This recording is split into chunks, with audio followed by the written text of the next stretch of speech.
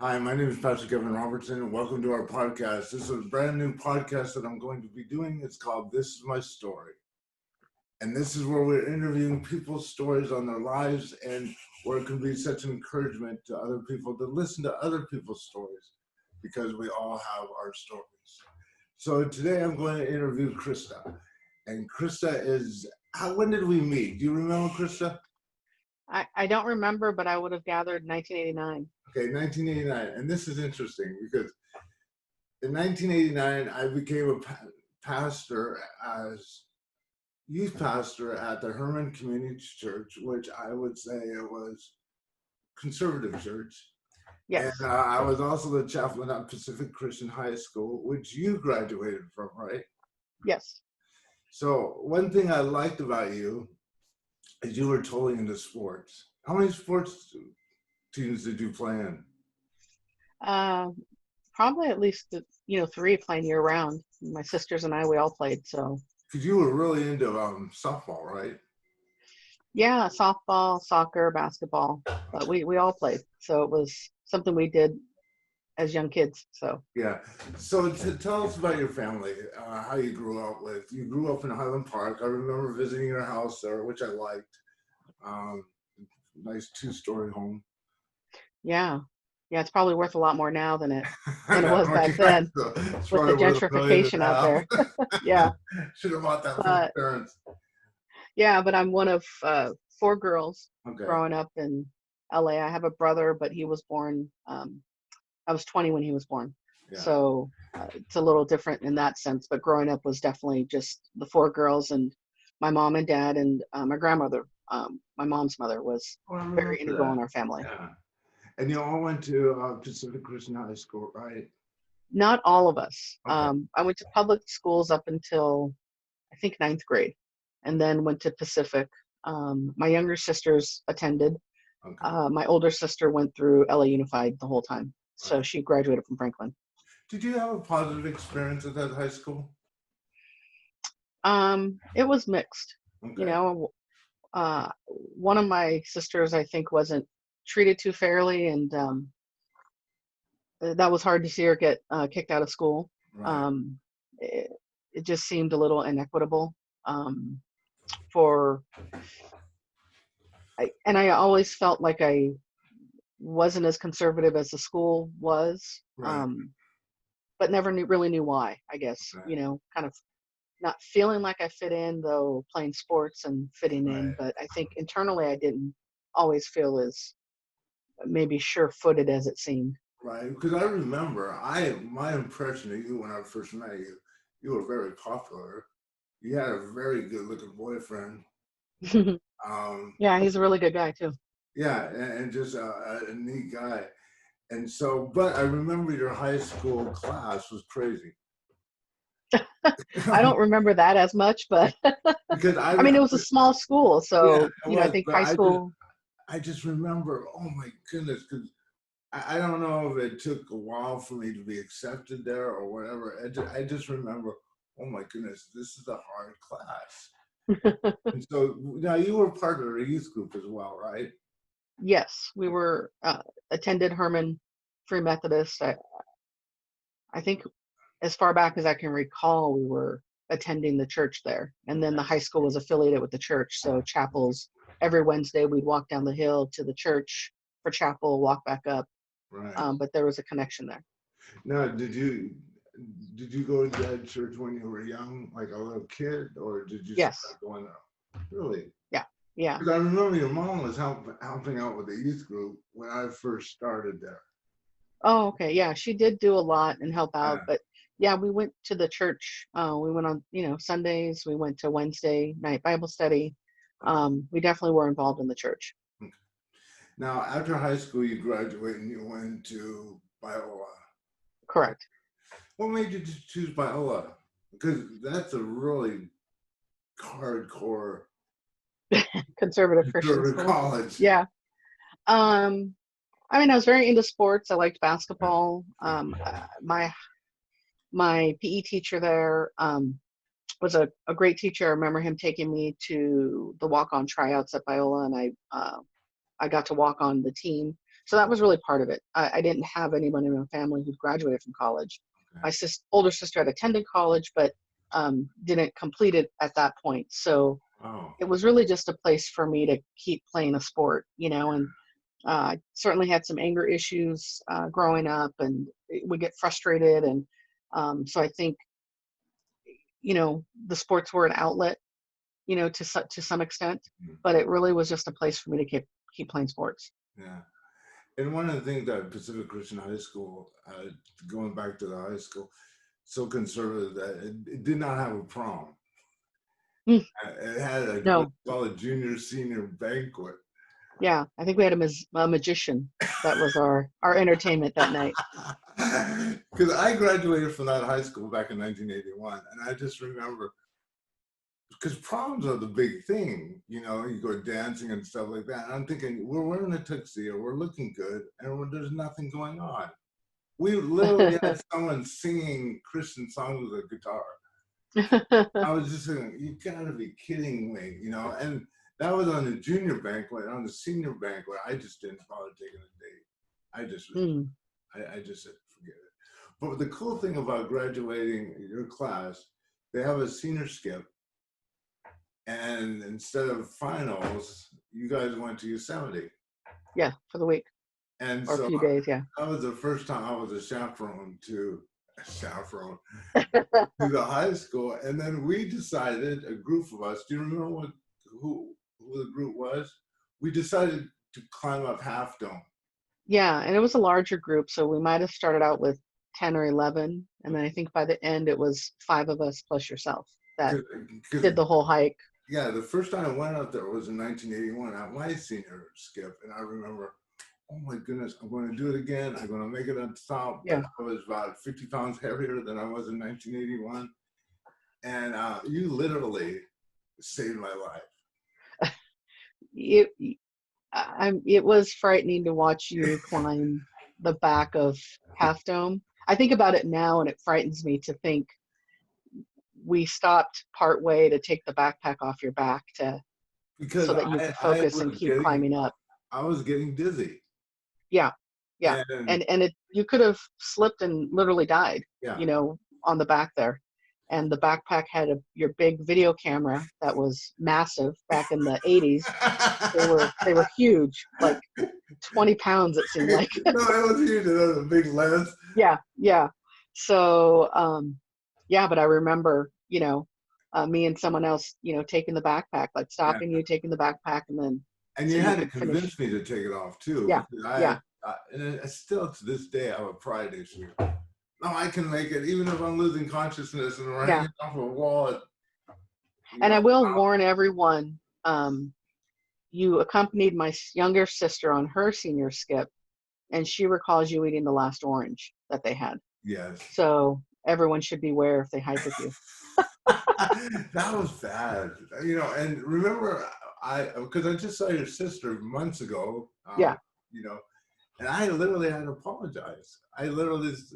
Because I remember dying of starvation, and they had one orange, and I was literally looking at your sister going, I'm going to kill you. I'm literally going to kill you for that orange. And Yeah, it obviously was. your sister was aware that she split it. Yeah, yeah, it was pretty funny though. It It was a fun memory. was horrible. And so going back to Biola University, now you broke up with your first boyfriend. I have no idea. I thought he was a nice guy, great guy.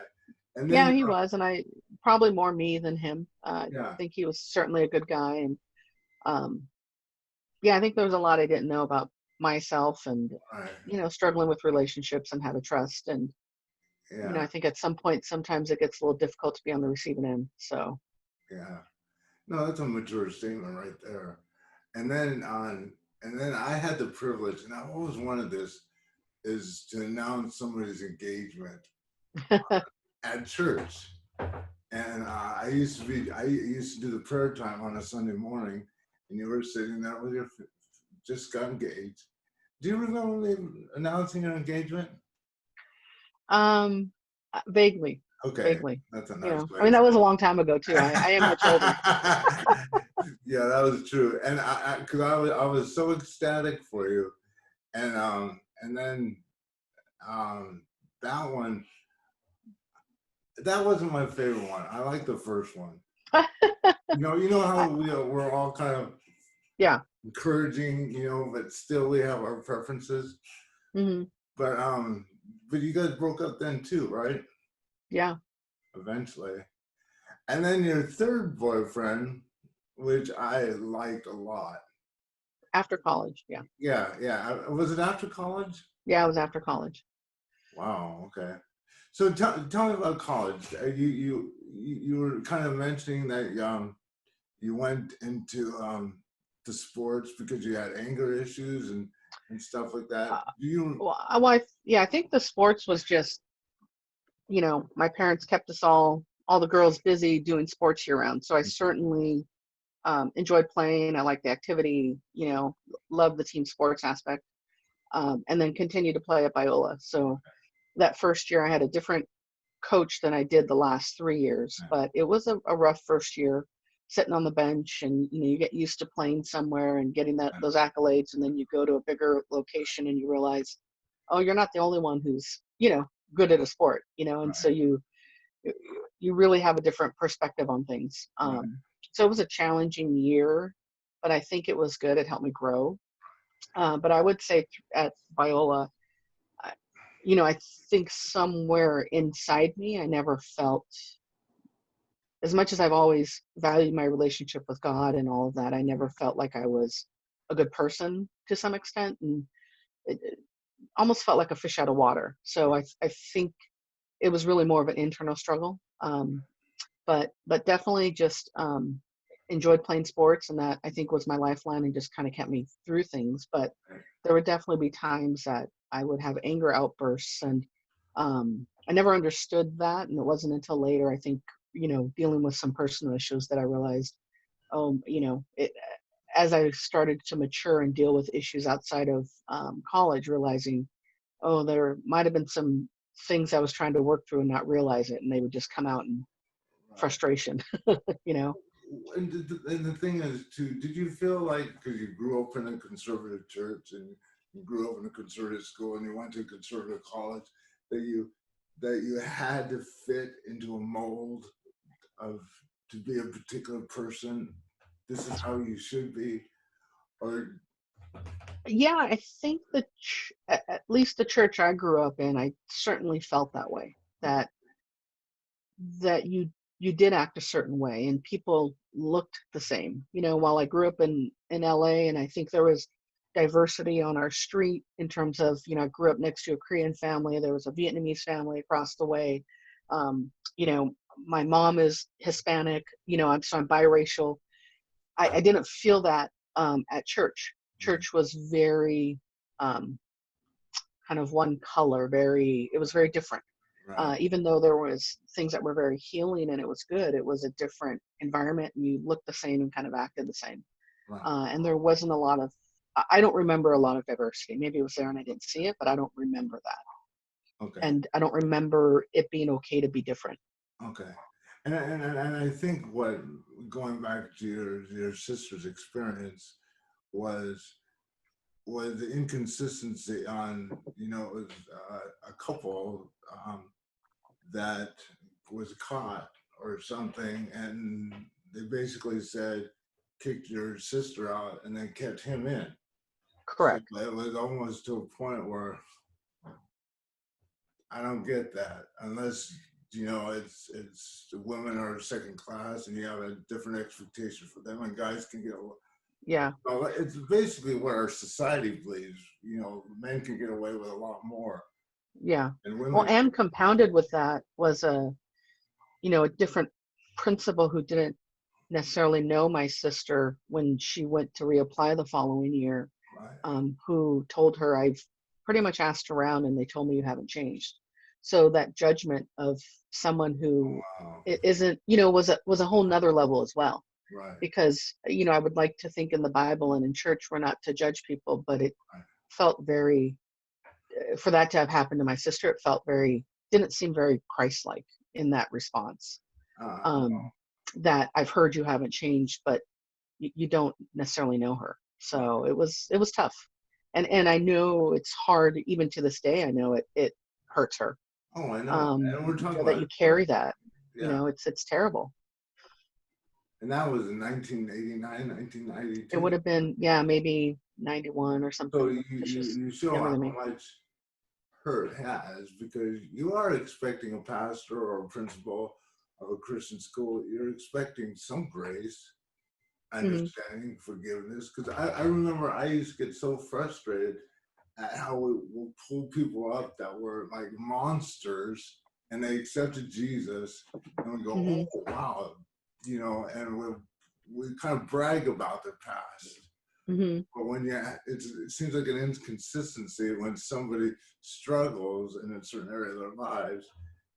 There's no grace, there's no Hmm. understanding, there's no anything like this. And so when you graduated, now you went to college, um, going to the Biola University. There's a certain class you took, because the class, I would think that, well, let me get it out there, that you were gay. And when you first discovered that you were gay, was in high school? No, was not until I was in college, my Really? senior year. Correct. Huh. Yeah. So it was, yeah, it was a shock. Oh, okay, I'm sorry, because I see, this is how ignorant I am. I'm just assuming people knew when they were really young, and they hid it for a while. No, I think I can go back now in hindsight and say, oh, yeah, I can understand that, and yes, my preference is women. I think that I even think about my high school boyfriend. I would certainly say he's my first love, and there's nothing wrong with that. I don't think that would have been a bad thing at all. It's just realizing there was a lot more to me, and I could see those markers from a younger age, Right. that having that hindsight and that knowledge. Because I would say growing up in church, growing up in school, I didn't know anybody gay growing up at Okay. all. I don't recall knowing anyone, and if there was anyone that I had met or come across with that was, Mhm. I can guarantee it wasn't in a positive perspective. Right. Well, so in Biola University at the college, was it just an aha moment, or was it like, okay, we kind of a process with you? Um, I think the aha moment was to kiss a woman for the first time and feel a sense of, I wouldn't say completeness, but um, it felt like just something clicked that Right. wasn't there before. Right.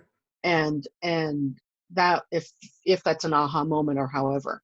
But then, it's also mixed with a lot of shame, because growing up in the church, you're waiting till marriage, you don't want to, do certain things, and being gay was not going to be okay. Right. Um, it wasn't, and in fact, I have absolute love for the coach I had at college.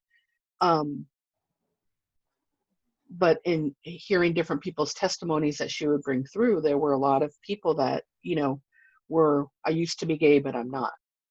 So though this happened in my senior year of college, I took time to try to figure things out, went to a lot of therapy, but also attended ex-gay ministries for a while, because I felt like that's what I had to do.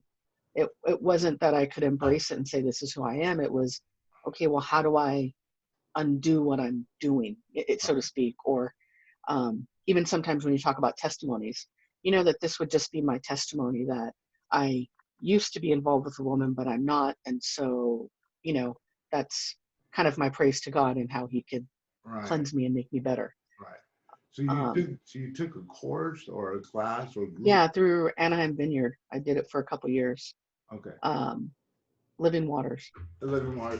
And so to the point, I'm assuming, and maybe I'm wrong, that you decided, okay, I need to take this class. I need to take this course. I'm going to keep this quiet. I don't want to come out. until Correct. I'm for sure. So I'm going to try to go in, whatever that is, and kind of just change. Did you want to change for yourself, or did you want to change because of society and what the church?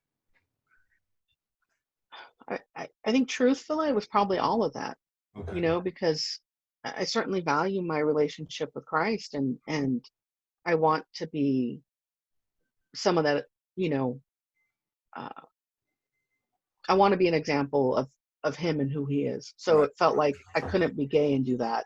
Yeah. But I think at least being at a conservative Christian college, growing up, even going to conservative Christian high school for a few years, Mm. um, you know, we were doing chapels, we were doing, there was a lot of time spent in the Word, Right. and never do I remember ever that it was okay to be gay. Right. So it didn't feel like I could have both of those in my life. Right. It had to be one or the other. Right. It had to be God or be gay. It couldn't be both. So did you try? I don't know how you try. Like, did you try not being gay and just or? Yeah, I would say I tried not being gay, and then I Okay. realized, you know, it's not working. Right. Yeah. And it was hard. I can distinctly remember. I can't remember the whole conversation how it came up with a couple of my sisters, but them wanting me to just be okay with being gay because I was miserable and so unhappy. Okay. Did your sisters figure out that you were gay before you came out? I Or think did probably. I think almost everybody did, you know. Well, okay. and I think, you have a friend. You have a friend you hang out with all the time. And Right, so at some point they're going, I don't hang out with my friends all the time like that. Like it's a different friendship, even right, though you're not talking about it. It's even for a long time when, I was living with someone else, probably 15, 20 years ago. And it was, oh, it's my roommate. You don't come out and just say, this is my girlfriend or my partner or anything. It's right, just a roommate, because you weren't sure. At least I wasn't sure how accepting people were going to be. right. And the thing is, throughout the years, I think because there's the years I haven't seen you, and then every once in a while we pop up to each other. But the thing is, that what I've noticed, how would I do this? The story is that there was a couple that didn't even want you over to the house, a Hmm. couple that we knew Hmm. together because you were out, right? Yeah. And so sometimes the conservative Christians or even Christians have a way of acting where there's still continuing to shame people, correct? Yeah. And I think, at least for me, it taps into my own confusion and my own shame. Right, Whether I should feel shame or not, it, right, it really touches a button. And even now, as that's been well over 20 years ago. yeah, There's times where it's hard for me to go to church. I was reticent to go to church, and it was great when my wife and kids and we went several months ago to your church. mm, It was nice, but there's still that reticence I have because I can't tell you how many times I've been to church where I'm told my lifestyle is a sin, and it's just a hard thing to hear because you're just never sure. For me, I'm never sure, and it really just confuses me and makes me sad. right. Do you think that's more of the church, or do you think that's more of God or Jesus, or are they interlocked together with you? To me, they're not interlocked, but I think for me, and part of what changed me and allowed me to just decide, I'm gay and this is how I'm going to live and I'm okay. But I felt like I came to a place in my relationship with God where, as people would say, we had to come to Jesus, but it was pretty much, um, you've created me and you've made me. And I don't think you've made me wrong. And some people might not be okay with that, but I believe that you love me the way I am, and I'm going to walk in this. Right,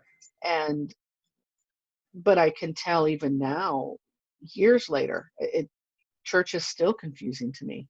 And how do I fit that into my life? And Right. who am I? Sometimes I feel like I do compartmentalize those parts of my life Right. because I it's very hard to commingle them to me. And I think other people might be able to do it, but for me, it's a hard thing. It's almost like maybe I don't want to put something in your head here. I'll put it as a question. Church is not safe for you. No, I would say overall church is not, though church has brought me so much joy, and Right.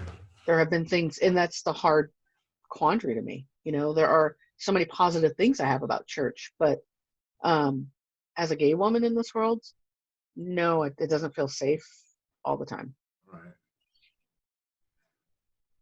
How did you meet your wife?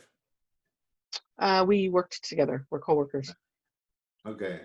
And are you still co-workers or no? No, no, I can't imagine working with Jennifer and living with Jennifer. no, pretty much when I realized it was going to be serious, it was like, one of us needs to leave this place. Okay, and you also too that you have a blended family too, which is I had the privilege of meeting your sons. Yeah, They're two sons, right? correct. They're her kids from a prior relationship. Okay. And so tell us about, I like this story when you guys decided to get married. It You wasn't mean a on a big, whim? well, let's put it this way. There was no invitations being sent out. Correct. Yeah, there was I had taken the day off of work. Cy was dealing with some custody stuff. There certainly were some custody issues with the boy's father, and after one of the hearings, we're sitting there talking to her attorney, and just kind of on a whim said, "Hey, let's go to the courthouse and get married." Right. And so we found the courthouse. The attorney helps us find the courthouse. We went over there, and we knew the boys wouldn't be happy if they weren't there. And Right. so we were joking in front of the woman who was gonna do the ceremony as we are waiting for the witness that we paid $25, I think, to be there to watch. And we jokingly said we won't tell the boys, and we'll have to do something and let them think this was the ceremony. And this is where I do believe that God does do things and create, these memories and these environments, and in a way I feel like gave his blessing. So we mentioned this, and the woman says, "I don't have anybody else coming today. If you want to go get them out of school and just come back in a couple hours and we'll do it." Wow. And we said, okay. So we left, went to pick up the boys. We texted. Um, my wife has 3 siblings. I've got 4 siblings. We sent out a few texts to a few of our good friends, and within a couple hours, we had 20 people who showed up to watch us get married. Okay. And then we went to a Mexican restaurant nearby afterwards, and I wouldn't change it. I think it was great. It was great that the boys were there. Right. And I think what I always remember about that day was my younger son who said, now I can really call you my mom. Oh. And I think that had been used as a tool, that I'm not his mom. No one understands domestic partnership or if you just live together, but people understand marriage. Right. And I didn't even know it mattered to him. So it was really neat and touching, and it still, brings a lot of emotion to me even now. That it And meant something to him. how do you have 2 boys? What are the ages of the boys? 19, and the younger one will be 16 next Okay. week. This is normal for them, right? And Yeah. a lot of people would say, "Oh my goodness, this is how horrible it is for the kids. How can they figure this out?" But I think the 2 times I met them, man, they're just some neat kids, and Yeah. so I think love is universal, and Correct. and you can tell that these kids are well loved by you and by their mother, and I think it's neat. I think it's neat. So let me ask you this. Let's say we have over here conservative people that say, "Pastor Kevin, you're going to hell." And we have liberal people saying, "Oh, wow, this is cool. This is a cool interview," and stuff like this. what do you think if the church needs to get with the gay LGBTQ community? And if they just get that, then the church would be safe for you. I Because you have a lot to give. You really do. And when you came to visit our church, everyone was asking about you the next week, and I said, "Well, they live far," yeah. and stuff like that, because people loved you. I introduced you guys to everyone. But there is part of you that's very reserved about, I don't want to get involved. I don't want to do this. And what needs to happen in your perspective, or can anything happen? I think hopefully I can articulate it the right way, but I think that if the church as a whole can get to where I'm not a sinner or sinning Mm. by being gay, then I think some change can happen. And I'll say, I think it was about a year ago, I went to a couple kind of introductory church classes with my neighbor. Mm. And she knows I go to church, and we've talked a little bit. And as we're there talking, they had little small groups, and one of the leader of our table small group, um, I forget how he worded it, but he was okay in listening to me, and yes, you're gay, but he came up and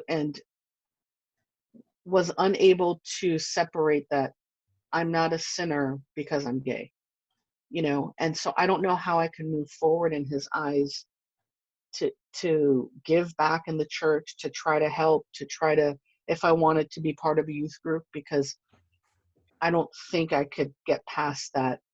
I'm not at this point because I'm gay.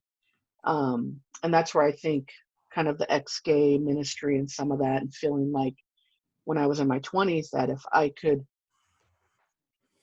change, so to speak, then at least I could still share in my church and be part of that community. Right. And I think somewhere that has to change, that we can be accepting, because I've struggled with the fact that, one of my sisters had a baby out of wedlock, and she can be fine and get married in the church, and all that's forgiven, and it's a different perspective. But I don't know that the church would look at me inside the same way and say, yes, be a part of us, come give back. You've got perspective, and you're still godly, and you're Right. human like everyone else. But Right. I don't know that that relationship, generally speaking, would be accepted in the church. And the thing is, so in a sense, you have this incredible story. You have these this wisdom throughout the years of learning and struggling with shame. Because one thing that I think you could speak in young people's lives is how to let go of shame.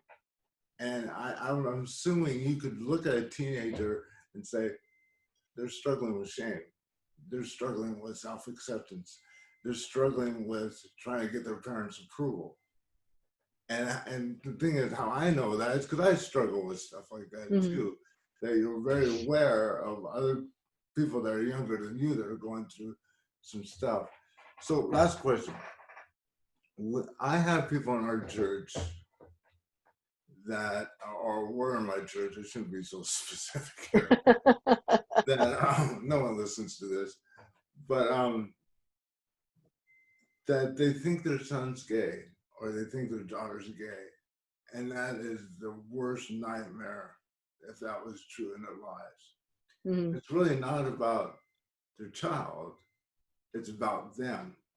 Mm-hmm. It's about their perception of what other people will think Mm-hmm. because they grew up. What would you tell somebody that if they came to you and say, my son, my daughter, what are some of the attitudes they need to adjust, that they need to understand when their own child, because you're a daughter to parents as well, that How do you make somebody safe when you can embrace their sexuality? Uh, I mean, I think as much as someone can separate and and not try to place blame on I did something wrong and that's why my kid's gay, because I don't. It's not a choice that way. Um, so I think as much as you can do that, and just to be open and accepting, if they're gonna bring you into their world and bring over a friend or bring over someone, to allow them to share that part of their lives with you, as much as it might be uncomfortable. You know, you're their parent, and I mean, for me, even I still seek that validation, and I think, my mom's pretty conservative, and I think that it's not. You're not going to see her marching on a street saying, "I'm proud my daughter's gay." But I think that, as much as she can, she loves me and she loves my family, and I can appreciate that. I can respect that. That she'll come over to our house and will talk to us. If I'm not here, she's talking to Sai. She's talking to the kids, which is huge because they're important to me. And if my parents weren't able to accept them, it would just create a wedge in our relationship that just isn't worth it. So we don't always agree on things. We don't agree on who should be the next president. So sometimes we don't talk about some things that I know that we can't get past. No, But we're not in the going to end, get I past know that. that, yeah, but in the end, I know both my parents love me and they're going to be there for me, and they're going to love me even when they don't always understand. Right. And that's powerful because, I mean, that statement in itself, they're going to love me even if they don't understand. Even theologically or doctrinal or how you interpret the Bible, just love. You don't have to agree on everything. And love is so important. And that's why our mantra is no judgment, only love. And it's hard. It's hard to love, at times, our parents and stuff. And I'm going back and forth because the validation that you seek from your mom sometimes is the same validation I seek from my dad. Yeah. And you just go. Well, and that it's such a process. Even when you were talking about shame, I think there are still areas of my life where I haven't resolved certain issues. Yeah. And for whatever reason, I've talked more about church or talked more about religion in the past few years, and I can tell it's still a loaded topic for me. It still brings up so much emotion that it makes me think, there's still unsettled business in there, and it'll get handled. But I think it's a very painful thing, and maybe I'm getting older and I need to stop compartmentalizing that and start walking into it, which would be hard, but probably necessary, because there's a lot of ways I want to be a better person and a better mother, a better spouse, a better sister, and I think the better I can know myself and let go of some of those demons, the better I will be to others around me. Yeah, not realistic, gut feeling. Do you think you'll get back into church?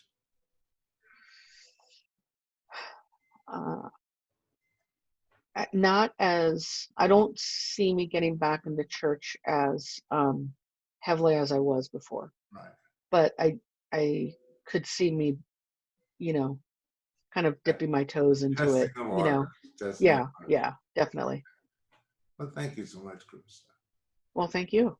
So thank you for watching and listening to this podcast. Thank you for Krista for just opening up. This whole podcast is focused on people's stories.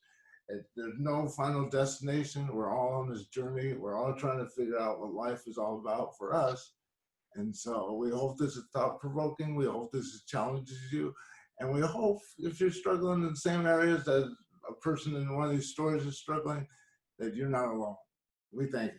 Bye-bye. Bye. I love you.